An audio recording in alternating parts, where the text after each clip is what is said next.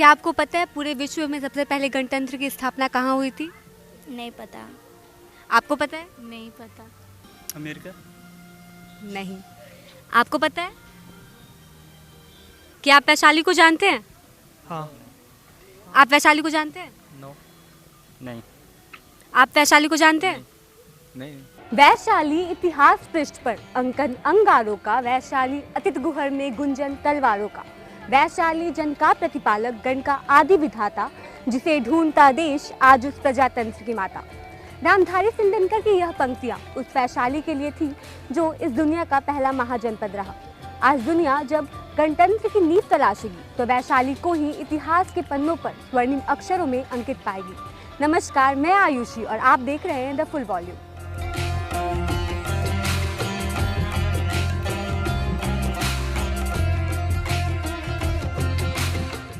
आज भारत अपने 71वें गणतंत्र की तरफ बड़े गर्व से बढ़ रहा है। आप यह सुनते हुए गर्वान्वित व हर्षित होंगे कि 1,45,000 शब्दों में पिरोया हमारा संविधान किसी भी संप्रभु राज्य का सबसे लंबा लिखित संविधान है। ऐसे ही कुछ चकित करने वाले तथ्यों के साथ हम आपको बताएंगे वैशाली की उस पावन धरती के बारे में जिसने न सिर्फ भारत बल्कि पूरे दुनिया को मार्गदर्शक बन गणतंत्र की राह दिखाई। ऐतिहासिक प्रमाणों के मुताबिक ईसा से लगभग 6वीं सदी पहले वैशाली में ही सबसे पहला गणतंत्र यानी गणराज्य स्थापित हुआ था। वैशाली नगर वज्जी महाजनपद की राजधानी थी। महाजनपद का मतलब प्राचीन भारत के शक्तिशाली राज्यों में से एक होता था। यह क्षेत्र प्रभावशाली था अपने गणतांत्रिक मूल्यों की वजह से। वैशाली में गणतंत्र की स्थापना लिच्छियों ने की थी। लिच्छियों का संबंध एक हिमालयन ट्राइब लिच्छ से था। वैशाली गणराज्य को लिच्छियों ने खड़ा किया था और ये इसलिए किया गया था ताकि बाहरी आक्रमणकारियों से बचा जा सके और अगर कोई बाहर से आक्रमण करे तो गणराज्य को जनता का पूरा समर्थन हासिल हो। गणराज्य के बनने के बाद ठीक ऐसा ही हुआ था। कालांतर में वैशाली एक शक्तिशाली राज्य के रूप में उभरा। इस प्रकार एक नई प्रणाली इजाद हुई जिसे हम गणतंत्र कहते हैं। इसे दुनिया के ज्यादातर देशों ने अपनाया है और मॉडर्न ग्लोबल वर्ल्ड का बेस सिस्टम माना गया है। आज इंडिया हो या यूरोप या कोई भी देश या फिर अमेरिका, सब इसी सिस्टम को मानते हैं जिसकी शुरुआत आज से 2600 साल पहले भारत के वैशाली में हुई थी। हिमालय की तराई से लेकर गंगा के बीच फैली भूमि पर लिच्छियों के संघ द्वारा गणतंत्र सिस्टम की शुरुआत की गई थी जिसका नाम वैशाली गणराज्य था। कुछ इतिहासकार वैशाली को गणतंत्र का मक्का भी कहते हैं। हमारे इतिहास में अशोक स्तंभ का भी अपना एक विशेष महत्व है जो वैशाली में स्थापित है। सम्राट अशोक के कलिंग युद्ध के बाद वो बौद्ध धर्म के अनुयायी बन गए थे। उसके बाद उन्होंने वैशाली में अशोक स्तंभ की स्थापना करवाई। चूँकि भगवान बुद्ध ने वैशाली में अपना अंतिम उपदेश दिया था, उसी की याद में यह स्तंभ बनवाया गया था। वैशाली स्थित अशोक स्तंभ अन्य स्तंभों से काफी अलग है। स्तंभ के शीर्ष पर त्रुटिपूर्ण तरीके से एक सिंह की आकृति बनी हुई है जिसका मुंह उत्तर दिशा में है। इसे भगवान बुद्ध की अंतिम यात्रा की दिशा माना जाता है। स्तंभ के बगल में ईंट का एक स्तूप और एक तालाब है जिसे रामकुंड के नाम से जाना जाता है। यह बौद्धों के लिए एक पवित्र स्थान है। ऐसा ही एक स्तंभ सारनाथ में भी है जिसे भारत ने अपने राष्ट्रीय प्रतीक के रूप में अपनाया। तो आपने जाना अशोक स्तंभ की हमारे इतिहास में कितना महत्वपूर्ण योगदान है। आपने दिल्ली का संसद भवन तो देखा ही होगा।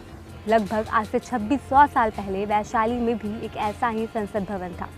राजा विशाल का गढ़ एक पुराना किला है जिसे पुराना संसद भवन भी कहा जाता है।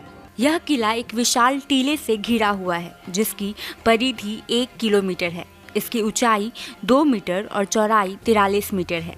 यह कहा जाता है कि संघीय विधानसभा के लगभग 7000 प्रतिनिधि राजनीतिक मामलों पर चर्चा करने के लिए बैठकें आयोजित करने के लिए यहाँ एकत्र होते थे। यहाँ से कुछ ही दूरी पर एक तालाब है जिसे अभिषेक पुष्करण कहा जाता है। यह माना जाता है कि सभी निर्वाचित प्रतिनिधियों का विधानसभा के सदस्यों के रूप में शपथ ग्रहण करने से पहले यहाँ अभिषेक किया जाता था। चाहे स्वतंत्रता आंदोलन हो या हमारे संविधान का निर्माण, हम बिहारियों की उसमें एक विशेष सहभागिता होती है। हम आपको बता दें कि हमारे संविधान को रचने में बिहार के दिग्गज विचारकों, विद्वानों का अतुल्य योगदान रहा है।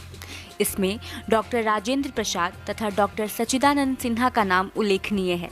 इसके अलावा अमेय कुमार घोष, अनुग्रह नारायण सिन्हा, बनारसी प्रसाद झुनझुनवाला, भागवत प्रसाद, बोनीफेस लाकड़ा, ब्रजेश्वर प्रसाद, चंडिका राम, केटी शाह, देवेंद्रनाथ सामंत, दीप नारायण सिन्हा, गुप्तनाथ सिंह, यदुवंश सहाय, जगत नारायण लाल, जगजीवन राम, जयपाल सिंह, कामेश्वर सिंह, कमलेश्वरी प्रसाद यादव, महेश प्रसाद सिन्हा, कृष्ण बल्लभ सहाय, रघुनंदन प्रसाद, रामेश्वर प्रसाद सिन्हा, रामनारायण सिंह, सत्यनारायण सिन्हा, विनोद नंद झा, पीके सेन, श्री कृष्ण सिन्हा, श्री नारायण महता, श्याम नंदन सहाय, हुसैन इमाम, सैयद जफर इमाम, मोहम्मद ताहिर ताजमुल हुसैन भी शामिल रहे।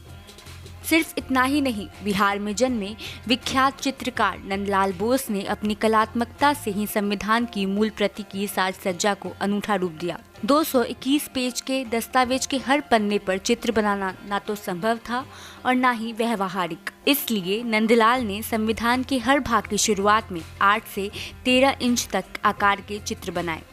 संविधान में कुल 22 भाग हैं। कुल 22 चित्रों को बनाने में उन्हें काफी समय लगा।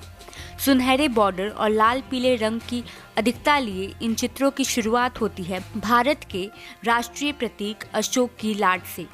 अगले भाग में भारतीय संविधान की प्रस्तावना है, जिसे सुनहरे बॉर्डर से घेरा गया है, जिसमें घोड़ा, शेर, हाथी और बैल के चित्र बने हुए हैं। ये वही चित्र हैं जो हमें सामान्यतः मोहनजोदड़ो की सभ्यता का अध्ययन करते हुए दिखाई देते हैं। भारतीय संस्कृति में शतदल कमल का महत्व रहा है, इसलिए बॉर्डर में शतदल कमल को भी नंदलाल ने जगह दी। हमारे संविधान में विवादों की भी अपनी एक अहम भूमिका है। हमारे संविधान में मूल अधिकार वाले भाग की शुरुआत त्रेता युग से होती है। इस चित्र में भगवान राम रावण को हरा सीता को लंका से घर ले जा रहे थे। इस चित्र पर विवाद उठा कि जब हमारा संविधान धर्मनिरपेक्ष है, पंथ निरपेक्ष है, तो फिर इस चित्र की क्या आवश्यकता है। बाद में वोटों से यह निर्धारित हुआ कि हमारे संविधान का महत्व उसके शब्दों से है, ना कि चित्र से। बाद में भगवान राम का चित्र हूबहू वैसा ही संविधान में उकेरा गया। इसके अलावा इसमें भगवान कृष्ण, गौतम बुद्ध, भगवान महावीर, गुप्तकाल, नालंदा विश्वविद्यालय, नटराज की मूर्ति, महाबलीपुरम मंदिर आदि के भी चित्र उकेरे गए हैं। हम आपको बता दें कि हमारे देश का संविधान ना तो टाइप किया गया था और ना ही प्रिंट, बल्कि इसे हाथ से अंग्रेजी और हिंदी भाषा में लिखा गया था।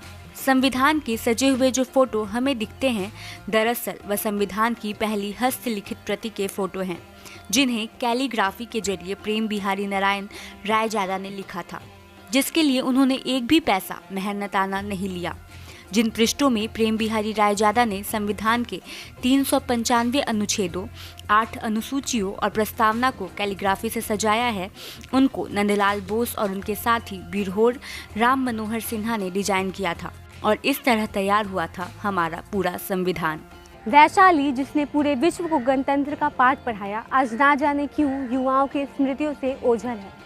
हम अपने ही इतिहास को इतना महत्व नहीं दे पाते जितने में वह खुद पे गर्व कर सके। हम भागते हैं कुछ नया ढूंढने की ओर, और उस नए की तलाश में हम पीछे छोड़ जाते हैं कई ऐसे तथ्य जिन्हें हमारी ज़रूरत है, जिन्हें हमारी देखभाल की ज़रूरत है, ताकि वो बने रहें। नहीं तो वो इतिहास के पन्नों में भी रहकर धूमिल हो जाएंगे। ज़रा सोचिए और विचार कीजिए। बिहार के बारे में कुछ ऐसे ही रोचक बातें जानने के लिए बने रहे हमारे साथ और देखते रहे द फुल वॉल्यूम। अगर आपको हमारा ये वीडियो अच्छा लगा तो हमें लाइक, शेयर और सब्सक्राइब करना ना भूलें। अगर आप हमारा ये वीडियो फेसबुक पे देख रहे हैं तो हमें फॉलो करना ना भूलें। धन्यवाद।